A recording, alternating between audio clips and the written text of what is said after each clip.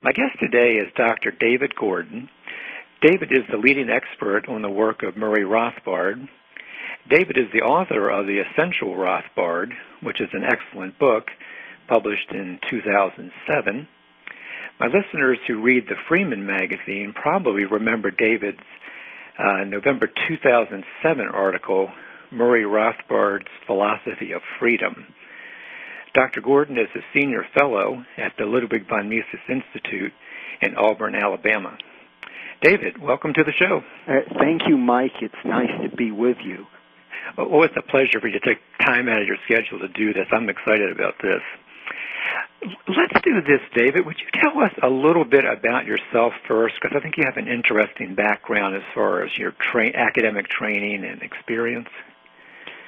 Well, I first became interested in Murray Rothbard's ideas when I was in junior high. I remember when Man, Economy, and State came out in 1962. I read it right away. I read Mises' Human Action around that time also, but I didn't meet Murray Rothbard till 1979. Meanwhile, I'd gone to UCLA and I got all my degrees in history. I got a PhD in history, and then after I met Rothbard in 79, I got a job for a short time with the Cato Institute where he was working, and then after he shifted to the Mises Institute, I started working for them, and I've been with them ever since. And I was also, for a brief time, I was on a grant from the Social Philosophy and Policy Center of Bowling Green State University in Ohio, and I did a book called Resurrecting Marx, which was on a particular kind of Marxism called analytical Marxism. Oh, interesting. Because I remember, David, when we were chatting together over the phone the other day, your doctorate is in history, but you've also done a lot of writing in philosophy as well. Oh yeah, yes. I found actually it was easier to do philosophy articles because all you have to do is come up with arguments. So I used to send in articles to different philosophy journals like Analysis. That was a magazine published in England. I had 11 articles in that one. I'd had one article in Mind, which was a leading English philosophy journal. I've had various other articles, but when I worked for my work at the Mises Institute, you see, I do a book review magazine. It's an online magazine called the Mises Review, and I do 2 reviews a month. I've been doing that since 1995, and a number of those books are on. I do political philosophy. I also do economics, history, law, whatever seems suitable. I'll just do a book review. I'm afraid I'm infamous for rather negative reviews sometimes. I like to say, if you can't say anything bad about a book, why say it at all? But I must say, I do sometimes have favorable reviews. I mean, there are some very good writers out there. Yes, I've read a few of your favorable reviews. That's true. I was going to ask you, David, so tell us a little bit about how you met Murray Rothbard, and was that back around the beginning of the Mises Institute? No, that was a little before then. You see, what had happened is I'd mentioned I read Man, Economy, and State in 1962, and then America's Great Depression, which came out the next year, and I found his ideas very convincing, but I didn't meet him.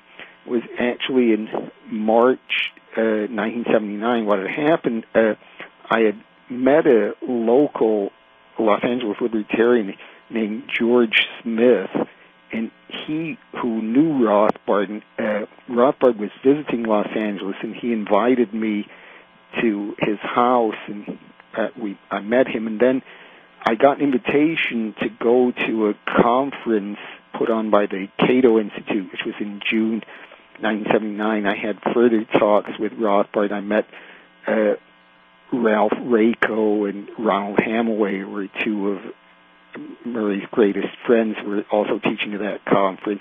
And then shortly after that, they offered me a job with the Cato Institute, and I was working particularly with Ronald Hamaway, and Ralph Rako was the book review editor of Inquiry, which I wrote book reviews for, but he wasn't in San Francisco where I was working. And then I became very good friends with Rothbard after that, and that continued till Rothbard's death in January 1995. I see. Okay.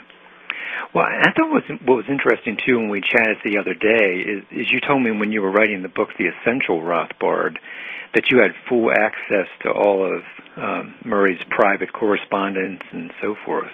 Oh yeah. You see, what happened after Murray died, all his papers went to the Mises Institute, which is in Auburn, Alabama, the group I work for.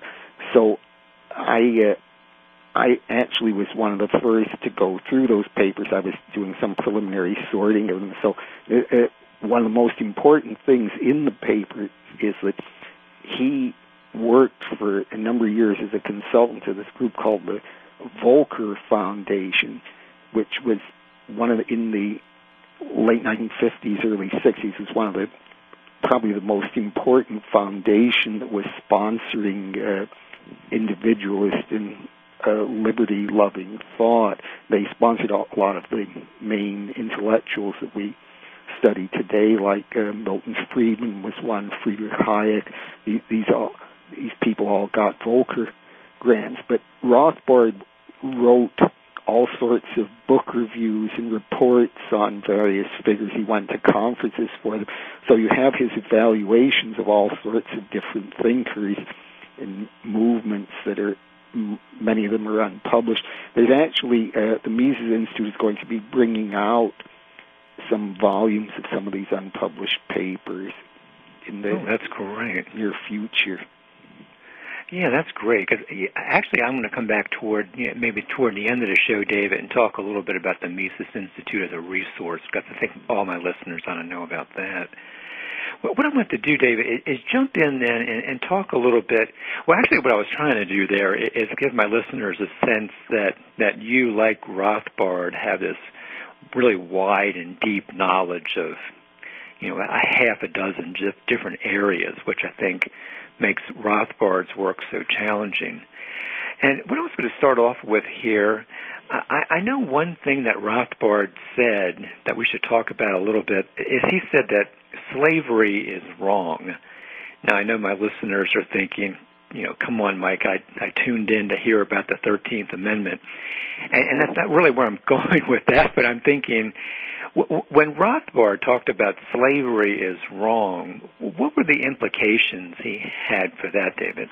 Oh, well, I think what he had in mind is that, it seems when you say that, it seems like a very obvious truth. We don't find people defending slavery now, but he thought this, if we thought about this, it would have much wider implications than you might think. For example, what is slavery? It's you're being forced to work for someone else. It's you don't choose to work for the slave owner, but you have to. He can use force on you if you refuse to do what he says. So this is, we think we're not slaves today, but we have to work for the government for at least part of the year, because the government takes our money in taxes, or if we own property, the government will require us to give this part of our money to the government. So what Rothbard said is, if we consider seriously the implications of being opposed to slavery, then we'll be opposed to taxation as well. The government will not be able to take money from us by force. And this, another friend of mine, philosopher Robert Nozick, makes this point also in his book, The 1974 Anarchy State. And you told me that taxation is akin to forced labor. So it's really a form of slavery. Herbert Spencer was one in the 19th century, the great 19th century philosopher that made the same point. Yeah, it's a powerful argument. It's hard to get around that one. Well, so let's talk a little bit more about, because I know Rothbard also took the slavery as wrong to, also address issues like the military draft. Oh yes. Now you see, this is certainly. I mean, you're being forced to. This is perhaps even more of a direct example of slavery than taxation, because in being in the draft, you're not only required to give your money to the government, you're not only required to labor for the government, but you could even be required to risk your life. I mean, supposing you're drafted and the government can send you into combat in a situation where you're likely or even certain to lose your life, and it may be for a war that you don't even think is justified. Now, I think it's interesting, if you look at what used to be, at any rate, the leading textbook in economics that was studied in college, which was by Paul Samuelson. It's a famous book. I remember studying that myself when I took economics. Samuelson, in the early editions of the book, said, well, there are some government programs that no one really opposes, and he mentioned Social Security as one of them, but he also mentioned the draft as one. David, let me jump in there. We're about to come up on a break, but I think this is a great way to keep the listeners engaged. We're talking here about a couple of things that should shake your assumptions, even if you are a libertarian. Before the break, we were talking about the military draft and the morality behind that, and David was talking about Paul Samuelson's text, and I'm sure just about everybody who's ever taken an economics course is familiar with that. Can we go back to that and pick that up again, David? Oh yes. Well, Mike, what I was saying was that Samuelson, in this introductory textbook, was giving examples of government programs he thought that were non-controversial, that no one would challenge at the time he was writing. His book originally came out in, I think, in the 1948 or so, but he kept producing new editions in the 50s and 60s. But so he said no one would really challenge the draft, and this is really we consider this an odd thing to say, because the draft really is one example where the government has total control of your life, and it can send you into a situation where you're almost certain to lose your life. But Samuelson not only favored that, he said no one would find it controversial. I suppose he was saying that because he was writing just after World War II, where, of course, we did have a draft, and we had one in the Korean War as well. So I remember when I was in college, people were very concerned about being drafted for the Vietnam War. So and it was really many free market economists like Milton Friedman were strongly opposed to this. So we don't have the draft now, but for a long time in the 20th century, it was very much a part of life that people of military age had to cope with. Well, it's still an interesting topic, David, because you still hear people in Congress bringing it up that it's going to become necessary if we start another war somewhere else in the world. We wouldn't have enough people and have to start drafting again. And I guess what you're bringing up is important, because we don't really consider the philosophical issues behind what we're doing there. And I guess it's practical for me now, because I have two sons, and I'm not too concerned or too interested in them fighting a war that, neither they or I would have any support for. But like you said, it's being done by force. Oh yes. Well, I think one thing very important when you mention the argument that some congressmen have to say, well, we might not have enough people to fight in the war if we relied on voluntary measures. Of course, you could raise the point there, well, maybe that would just show the pay and conditions they're offering for service aren't high enough. But I think there's perhaps a deeper point is, Again, we could also question whether the particular war is justifiable or not. But I mean, supposing that it is, which I think is very unlikely with the current administration, they would come up with a justifiable war. But I'm supposing they did. Then we would have, I think, a basic question philosophy.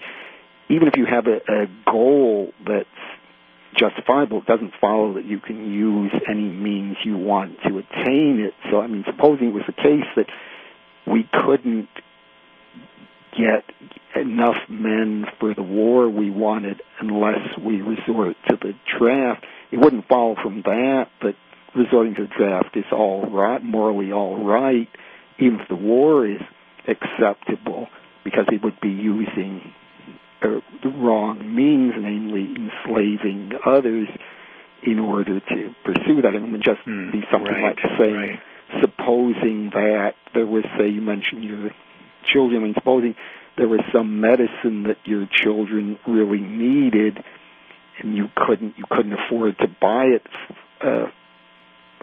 for them, it wouldn't follow. At least you need a lot more argument to say, well, then it's all right for you to go into the pharmacy and rob the place in order to get the medicine.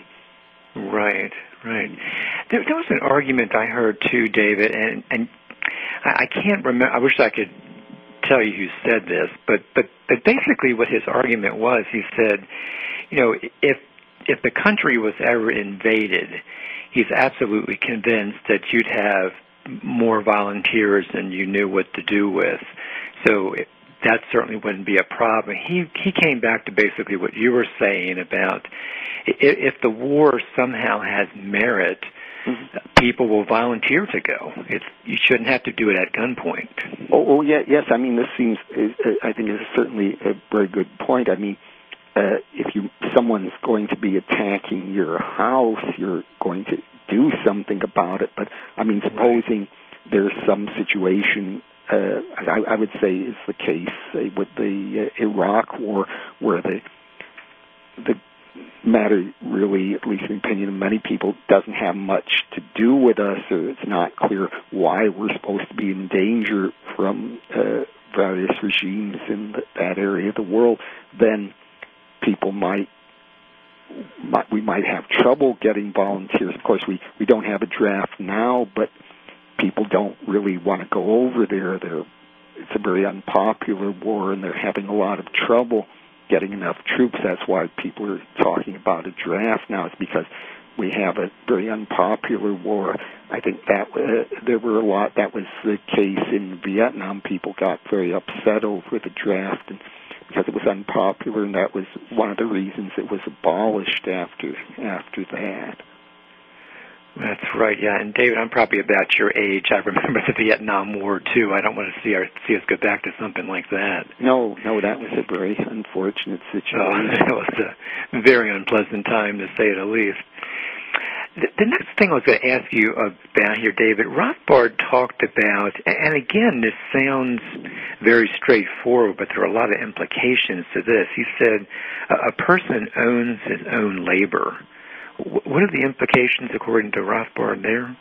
Well, that would be one that would be quite similar to the point about slavery. I mean, no one can take your labor away from you, and it would follow, if you own your own labor, that you're free to enter into any arrangements you want to with other people, except, of course, he didn't accept that you could voluntarily enslave yourself. But I mean, you could say decide to work for someone on whatever terms you and your employer mutually agreed on. So minimum wage laws or maximum hours laws would be wrong, because they're interfering with your freedom of contract.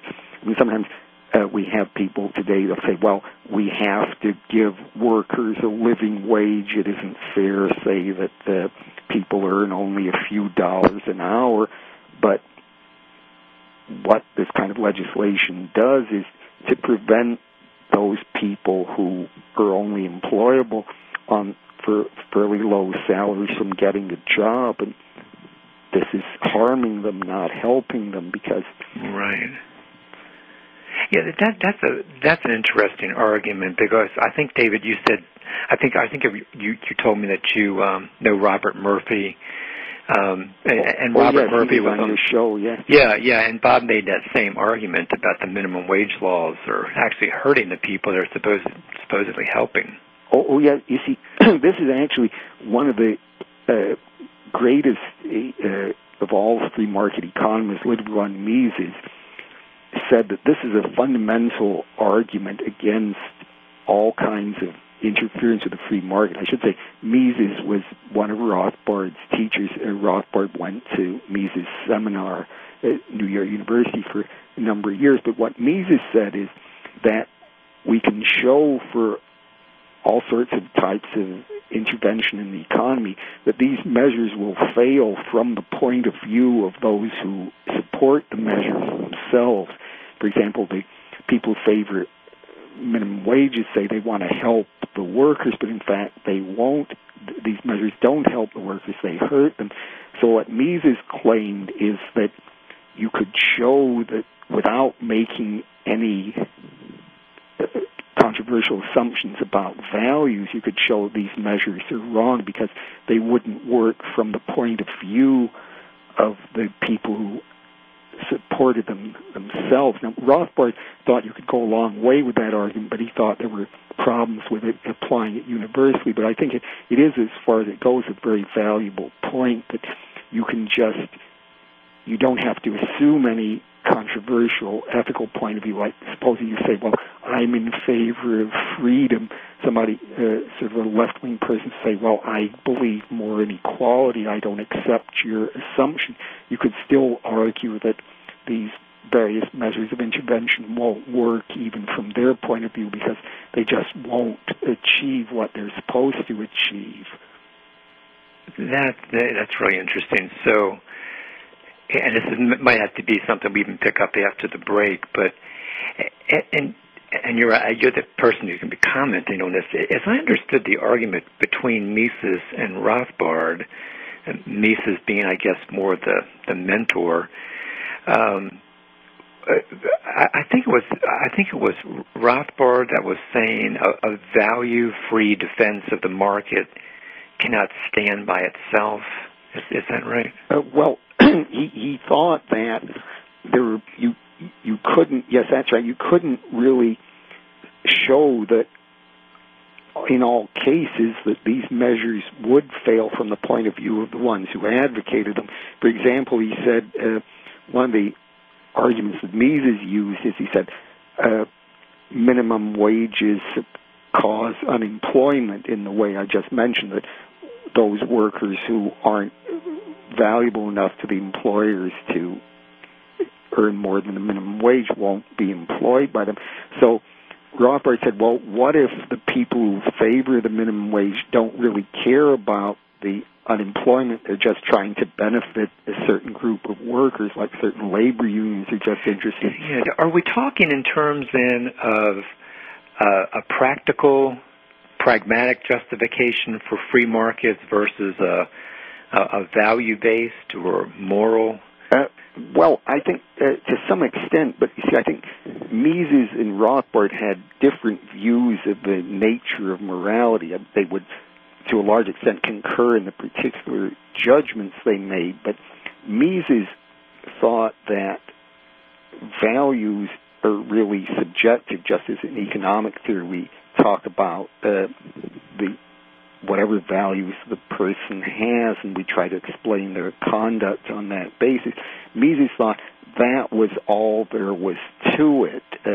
We can't say there are values that are objective in the sense we can say that if you have certain values, these are the wrong ones. So according to Mises, people's values are subjective. Now, he thought there was really a way of getting around this point, that he thought that even though values are subjective, almost everyone will agree on certain values. Say, we all want to live in a free and prosperous society.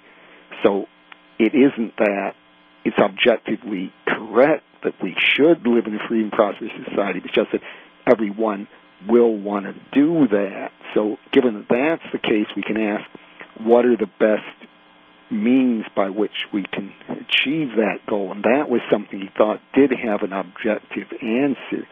Now, Rothbard disagreed with that. He of course, agreed that people want to live in a free and prosperous society, but he thought that we could show that certain values are not just ones people have, but ones that they ought to have, that are right or wrong.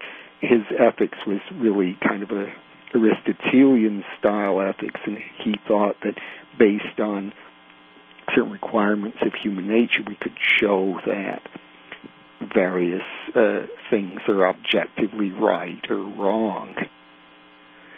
I think that's fascinating, David, because as you know, in my book, Rational Individualism, the subtitle is actually a moral argument for limited government and capitalism. And, I've had people, send me emails, and people I've known for years say, well, Mike, you've been in the business world all your life, and you've been a business professor, and we would have expected, a practical argument instead of, a philosophical kind of argument. And I think it's just fascinating that I think my listeners should be thinking in terms of, how do we argue for our libertarian or free market views? Is there, what kind of a foundation do we have for that? I think that this is a really an interesting thing to challenge my listeners on. Oh yes, so I really appreciate you bringing that up. Yes, I think one theory and practice go together. I mean, if we have a theory that doesn't work, then we got the wrong theory. I mean, some people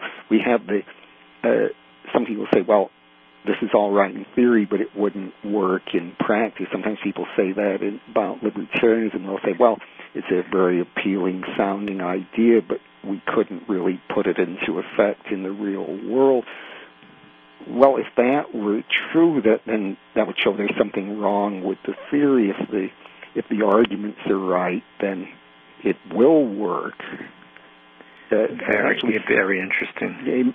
Immanuel Kant wrote a short pamphlet on this particular point, sort of something like on the old saw that this is true in theory but not in practice. And he said, no, this is just, if you think about it, it's just nonsense. How, if something doesn't work, then there must be something wrong with the theory. Right. Well, let me ask you this, because I think one thing I wrestle with, David, as a libertarian, and I'm sure many of my listeners wrestle with as well, is with Rothbard and a number of other people who are considered libertarians, they talk in terms of anarcho-capitalism. Can you talk a little bit about that, and how would they justify or argue for that from that practice point of view? Yes, the way Rothbard arrived at that was, you see, he had been going to Mises' seminar, when Human Action came out in 1949, and he had become convinced, both from that and earlier, about the benefits of the free market.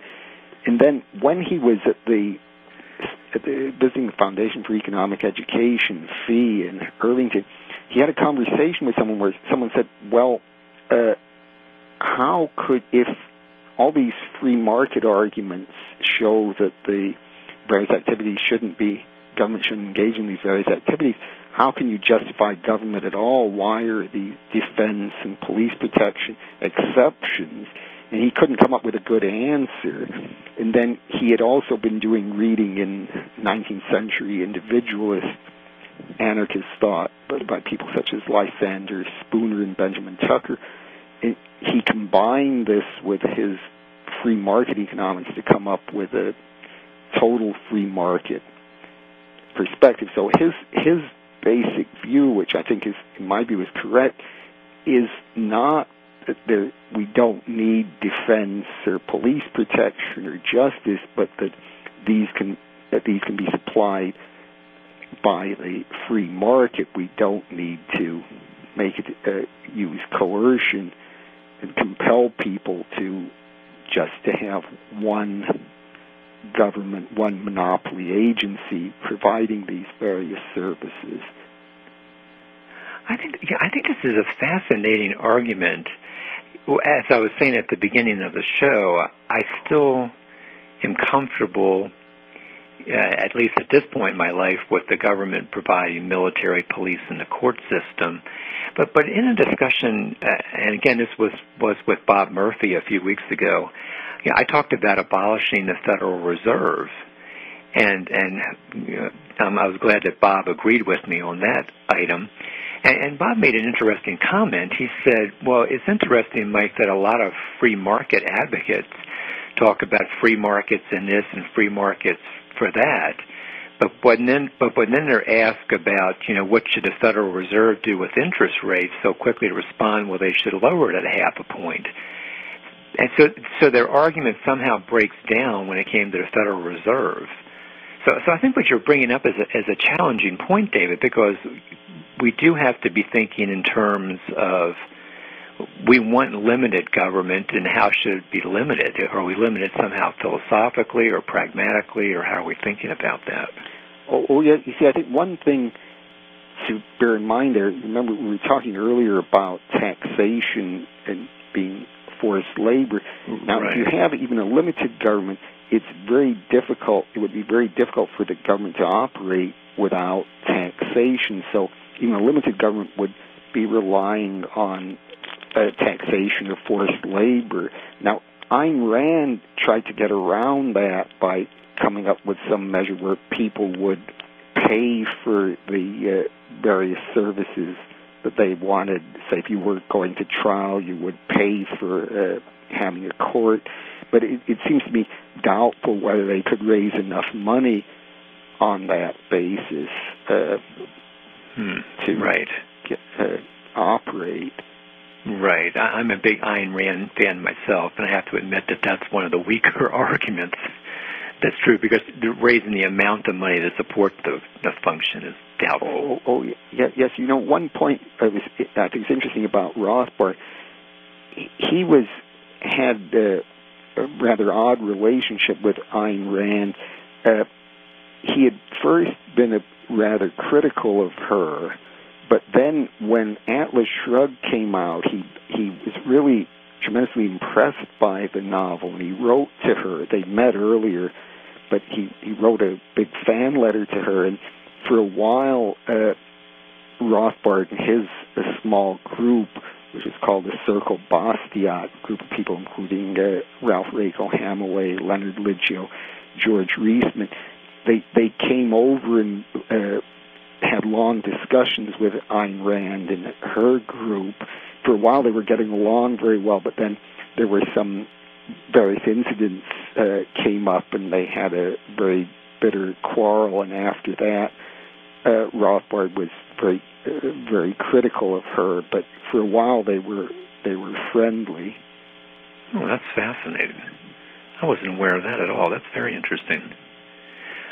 What we want to do this last segment is take a look at the Ludwig von Mises Institute, which is located in Auburn, Alabama. They do some great work there, and David's very active involved there. So, David, could you tell us a little bit about your work at the Mises Institute? Oh yes. Well, the Mises Institute is an educational group devoted to promoting Austrian economics. Austrian economics is the kind of economics that Mises and Rothbard taught, and they have both publications and educational programs. And I write as a book review magazine, as I mentioned before, called the Mises Review, which is an online journal, and they have other magazines and journals like the Quarterly Journal of Austrian Economics, which is the most important journal for free market Austrian economics. Is edited by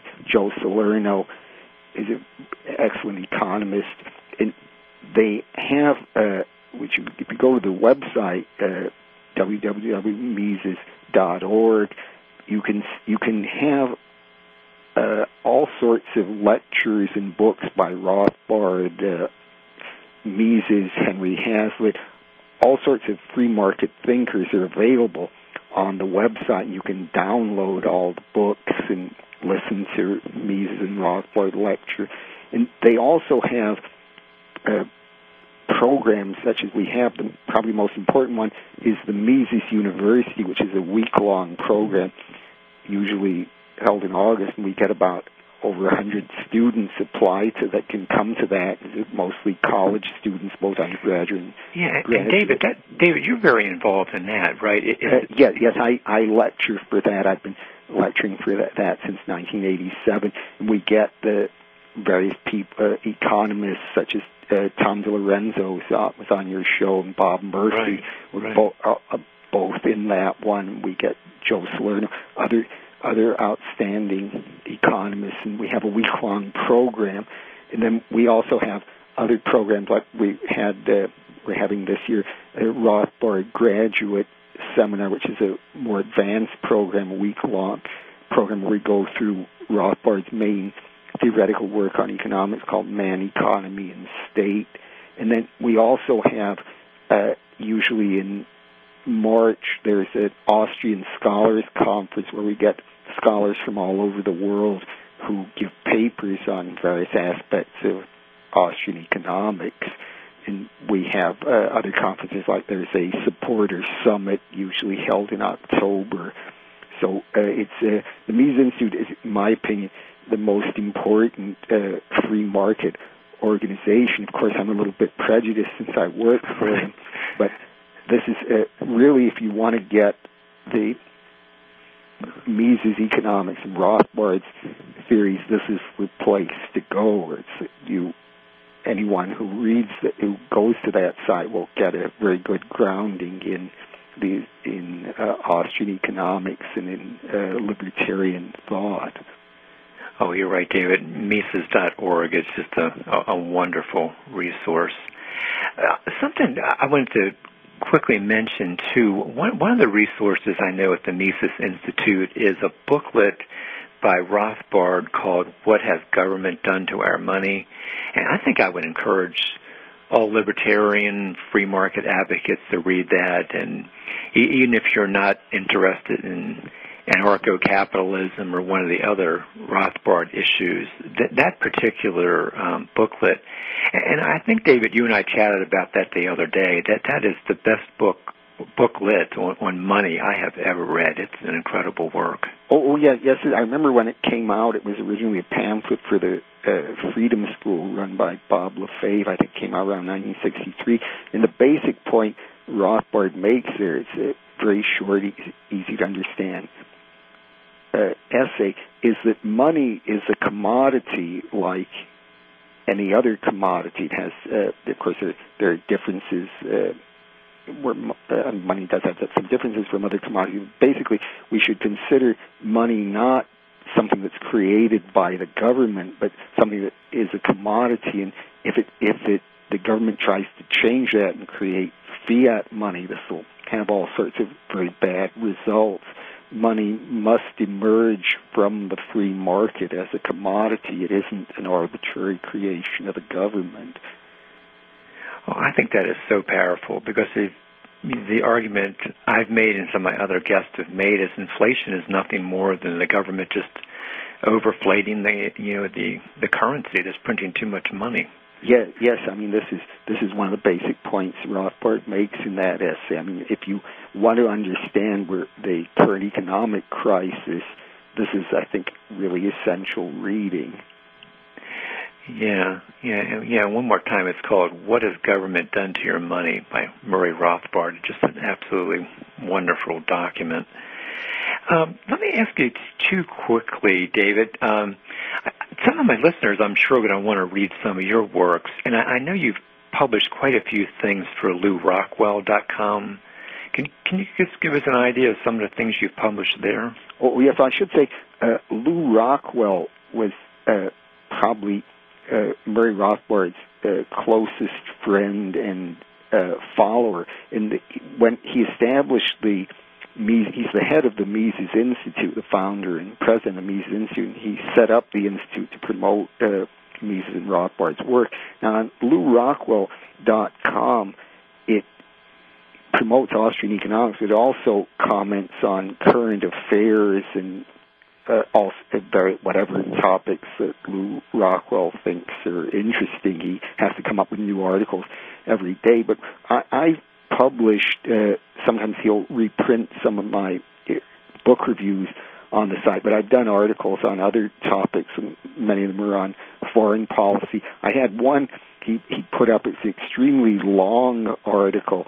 It was about 100 pages of a criticism I wrote of Harry Jaffa, who was a political philosopher who's written on Abraham Lincoln. So I had a 100-page essay on him that's available on the site, and I have various articles on foreign policy topics. And they have he really gets a broader range of people than just strictly libertarian people. He has various writers on foreign policy, and if you go to that, you'll, I think, get a very good perspective on current events from a libertarian point of view. Yeah, I printed out a copy. They have an archive set up for each of the authors, and I think your archive here is about 6 pages long, David, but there's some really fascinating articles in here for people to read. Well, let's see. So, yeah, this is great stuff, David. I also wanted to go back and just remind all my listeners to that David's book is called The Essential Rothbard, and as I recall, that was also published by the Mises Institute, wasn't it? Yes, that's right. And that came out in 2007. That's another excellent publication. So I guess I would suggest for my readers, read The Essential Rothbard, or go back and read that November 2007 article in the Freeman called Murray Rothbard's Philosophy of Freedom. That's about a 4-page article that David did on Rothbard's work. I want to thank my guest today, Dr. David Gordon, obviously an expert on Murray Rothbard's work. His book is The Essential Rothbard. I want to thank David very much for being with me today.